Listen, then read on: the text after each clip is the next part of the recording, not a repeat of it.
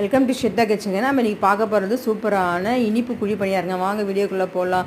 நேற்றே நான் மாவு அரைச்சி போட்டேங்க. இன்றைக்கி மேட்ச் சொல்லிவிட்டு நான் திட்டமாக ஒரு டம்ளர் அரிசிக்கு உண்டான மாவு மட்டும் எடுத்துட்டேங்க.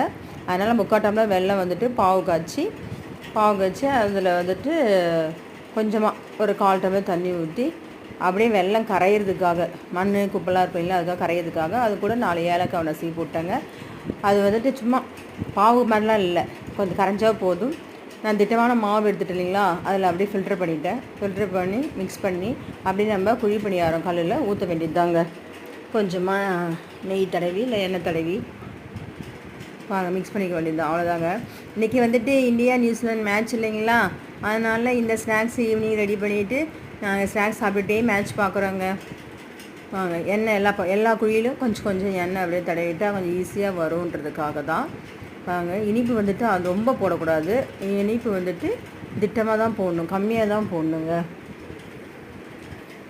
பாருங்கள், இது குட்டி குட்டி கல்லுங்க, அதனால் கொஞ்சமாக அப்படியே ஊற்றிட்டு கொஞ்சமாக நெய் வந்துட்டு மேலே கொஞ்சம் ஸ்ப்ரெட் பண்ணி நாம் திருப்பி போட்டு எடுத்துக்கலாங்க.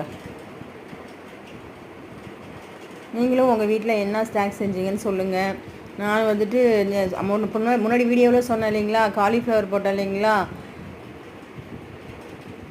அப்போ வந்துட்டு இதே மாதிரி தான் போட்டேன் இல்லைங்க. அதே மாதிரி இன்றைக்கி வந்துட்டு இந்தியா நியூசிலாந்து மேட்ச்சுக்கு போன முறை இந்தியா பாகிஸ்தானுக்கும் மேட்ச் வச்சாங்க இல்லைங்களா, அப்போ வந்து காலிஃப்ளவர் பக்கோடா போட்டேன். இன்றைக்கி வந்துட்டு இந்தியா நியூசிலாந்து மேட்ச்சு. நானே ஒரு கிரிக்கெட் பைத்தியங்க, அதனால் இன்றைக்கி என்ன பண்ணிவிட்டேன், நான் இனிப்பு குழி பணியாரம் ரெடி பண்ணி சாப்பிட்டுட்டே நாங்கள் மேட்ச் பார்க்குறோங்க. வாங்க சூப்பராக இந்த மாதிரி அந்த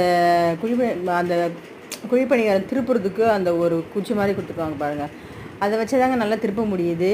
வேறு ஸ்பூன்லாம் ட்ரை பண்ணால் சரி பண்ணலைங்க, இது வச்சா தாங்க நல்லா வருது. ஆனால் கொஞ்சம் பொறுமை வேணும்,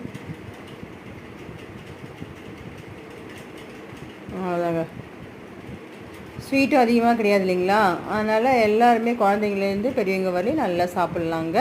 நீங்களும் உங்கள் வீட்டில் இதே மாதிரி செஞ்சு கொடுங்க. இதிலே கார பணியாரமும் செய்யலாங்க. இன்னொரு முறை வந்து நான் கார பணியாரம் வீடியோ போடுறேங்க. குழந்தைங்க பெரியவங்க பல்லு இல்லாதவங்க எல்லாருமே இது சாப்பிட்லாங்க. ஈவினிங் ஸ்நாக்ஸாக கார பணியாரம் வந்துட்டு மார்னிங் வந்துட்டு செஞ்சுட்டு டிஃபன் மாதிரி கூட சாப்பிட்டுக்கலாம். அந்த கார பணியாரத்தை இந்த சட்னி வச்சு அழகாக சாப்பிட்லாங்க. நான் இன்னொரு நாளைக்கு போடுறேங்க. இந்த வீடியோ பிடிச்சிருந்தால் லைக் பண்ணுங்கள், ஷேர் பண்ணுங்கள், கமெண்ட் பண்ணுங்கள், சப்ஸ்கிரைப் பண்ணுங்கள் ஸ்வீட்டா கிச்சனுக்கு. Bye, thank you.